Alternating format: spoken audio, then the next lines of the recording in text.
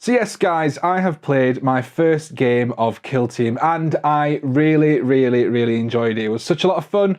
Now when I was playing, I was using my normal 40k Necrons and I decided that because I enjoyed getting into playing it so much, I want to build a custom Necron Kill Team. I've got a load of spare bits, I've got various kits and spare bits of sprue, loads of Indomitus stuff left over, so I'm going to look through all the bits and stuff, see what we've got, and I'm going to try and put together a custom Necron Kill Team. And I thought I'd just take you guys along for the ride, show you the slight conversions and kit bashing that I'm going to do, and then I'll show you how I paint it afterwards. So we're going to jump down to the desk, we're going to get cracking, and I'll see you in a bit.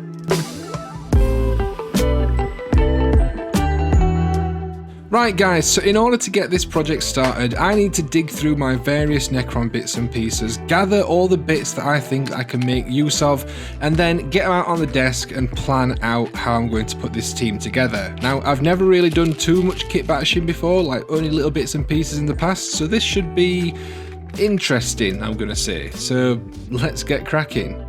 In the new rules for Kill Team, Necrons can take 2 fire teams consisting of either Warriors, Immortals, Deathmarks or Flayed Ones. Now my plan for the Kill Team is to have 1 fire team of 5 Necron Warriors, which will be fairly standard, and then for the second fire team I'll be getting my kit bash on and making something myself. I don't plan on buying anything new for this Kill Team, I want to put it all together using stuff that I've already got lying around in my pile of potential. So I've got all my sprues together and had a look through, and I've definitely got enough stuff to work with here. Now, I've got a load of the Deathmark guns left over from an Immortals box, as well as their heads and things like that, and I looked and these fit quite nicely onto the warrior bodies, so these will make some nice Deathmark conversions without having to buy another Immortals kit.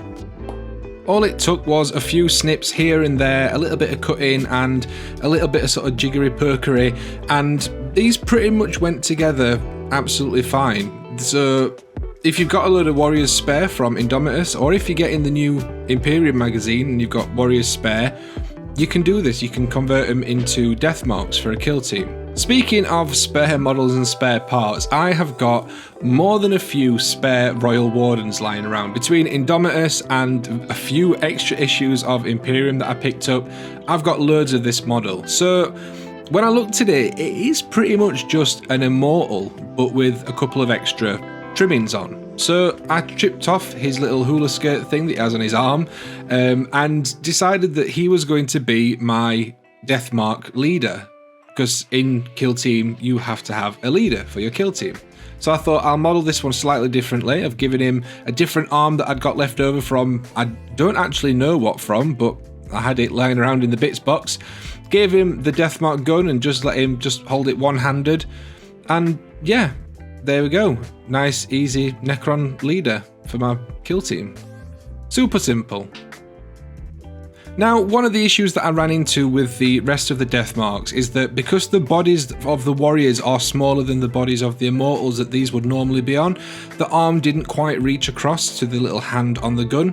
So all I did was took a little bit of milliput, put that in and sort of chopped around. It did a very rough sculpt. Like, this is not a nice looking sculpt if you actually look at it closely, but once it's all painted up and covered, and it's behind the gun anyway, so most of the time you're not going to see it, it does the job in joining the two pieces together.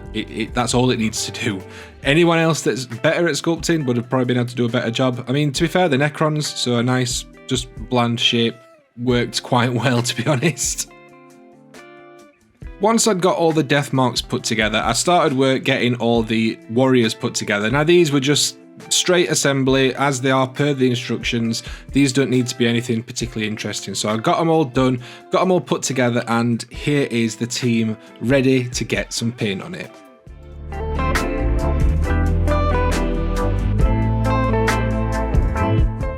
With everything finally built up, I was ready to throw some paint down. Now, as these are a custom built kill team, I decided to go with different colours to my larger 40k collection and instead mix things up a little and go with something a bit different. After flicking through a few Necron codexes, both old and new, and looking around online, I decided that I wanted to try a white colour scheme, but with quite a lot of damage and sort of weathering and stuff on them, and try something very different to my normal colour scheme.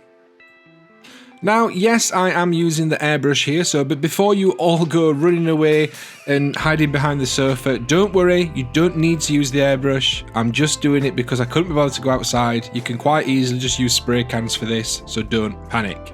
All I'm doing is giving them a spray with a black primer first, and then going over and spraying them all in a silver metallic. Now, the silver that I'm using is the Vallejo Air Metal one, and it is fantastic. This is the magnesium one. I absolutely love it. You can get exactly the same effect by just using lead belcher, so don't worry at all if you've not got an airbrush. It's not a must tool for this paint job. Once I'd got the silver down, I started applying this Vallejo Rust texture paint that I got a couple of months ago. Used once, didn't really get on with it, and then started using it on this and absolutely loved it. I'm not going to go into too much detail on this, but basically slop this all over and then just take it off where you want it to be a little bit less intrusive. I've got a full video on this that came out last week. I'll put a link to it in the top right hand corner if you want to see more in depth on this, but basically it's amazing. If you want to paint the Caesarcan Dynasty stuff, this stuff is absolutely fantastic. I highly recommend you go and check out that video for a bit more of a look on this.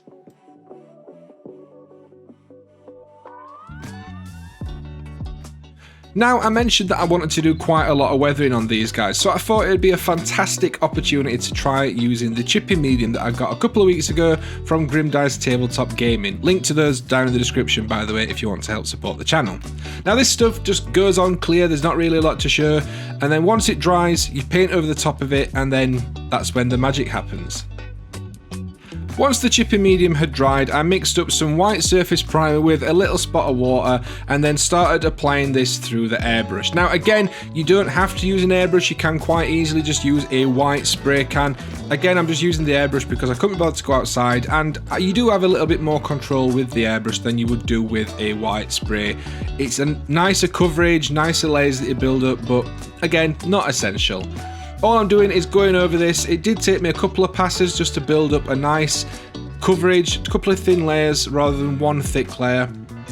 And then once this was all on, it was looking very, very bright and very, very white and not particularly damaged. But this is where the chipping medium starts to come into its own.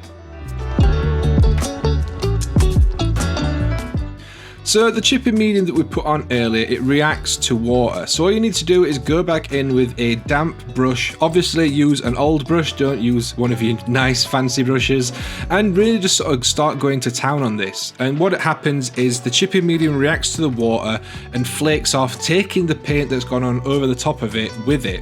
So all I'm doing is going around all the joints, like up the spine and stuff, around the edges of legs and panels and things, and really just sort of going to town on this. Now I'm using like a lot of old brushes. Later on I use a toothpick for a bit more precision if you want to like scrape some like particular lines or edges around stuff like I do with the shoulder pads and things.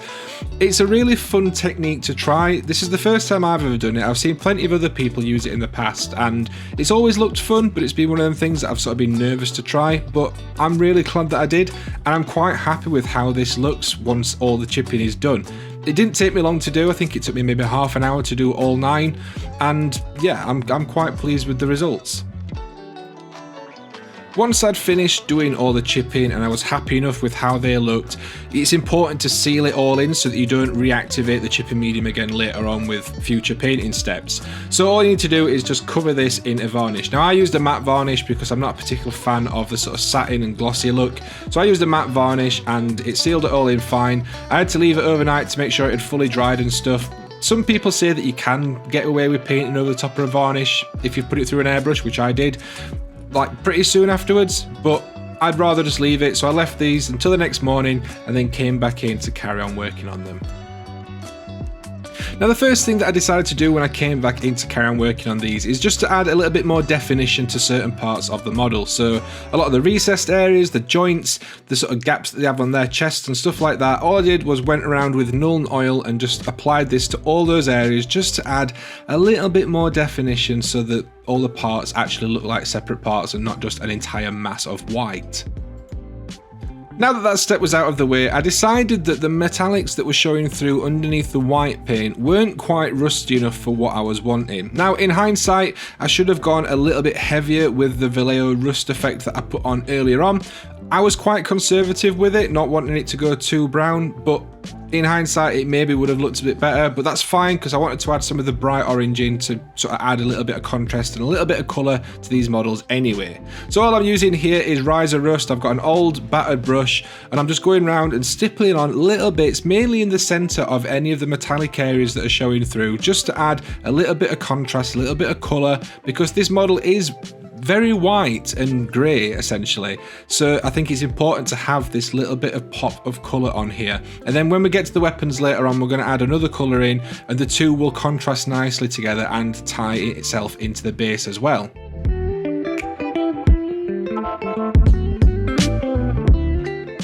Once all the rust was on, I decided to go in and add a little bit of the Nylock oxide stuff from Citadel as well. Just again as a slight colour variation, adds a little bit more weathering and a little bit more character to the sort of rust and stuff on there.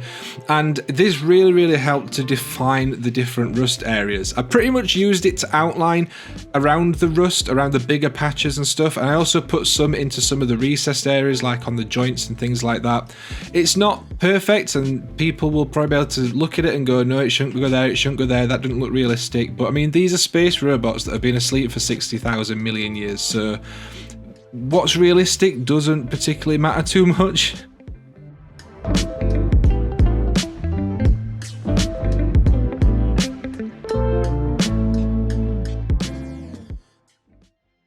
With the Necrons themselves done, it's time to start working on the weapons, and for these, it's a super simple colour scheme. All I'm doing is going in with the black contrast paint, and this is why I wasn't too worried with the airbrush earlier on whether I caught the weapons or not, because the contrast paint will work well over light and dark. It's fine because it'll add natural shadows and highlights and things like that.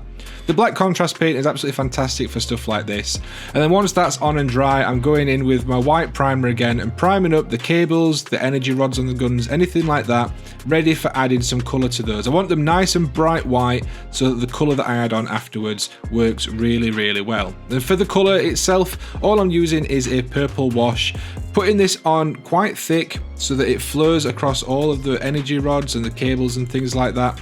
I decided to go with purple after a recommendation from Bram, one of our moderators, who suggested that the purple might look a little bit better than the orange that I was originally going to use because we've already got orange on the rust on the model. So massive shout out to Bram for that suggestion because this does look absolutely fantastic. Now, I did put the purple wash on. It didn't quite take as much as I'd liked it to, so I did go back in and add a little bit of Screamer Pink, thinned down, and just sort of enhanced the purple on there a little bit. I didn't actually film any of that step because my camera had sort of run out of battery and I completely forgot that I'd not already filmed some of that. So that's why it looks a little bit different here, but here they are all finished and I absolutely love these. I am super happy with them. It's a very different colour scheme to what I normally do for my Necrons, and it's been a nice change of pace to paint them in a different colour scheme. Sometimes when you paint in an army and you get used to painting it in a colour, it becomes very sort of mundane, might be too strong a word, but it does become a bit like that.